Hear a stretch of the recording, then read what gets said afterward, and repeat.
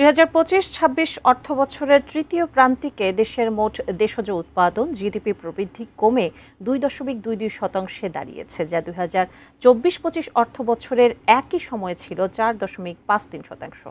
সম্প্রতি বাংলাদেশ পরিসংখ্যান bureau BBS প্রকাশিত ২০২৫-২৬ অর্থবছরের তৃতীয় প্রান্তিকের প্রতিবেদনে এ তথ্য উঠে আসে।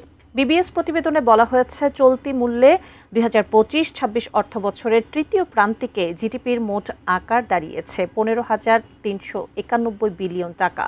এর আগের অর্থবছরের ২০২৪-২৫ একই প্রান্তিকে চলতি মূল্যে জিডিপির আকার ছিল ১৪,১৯২ বিলিয়ন টাকা।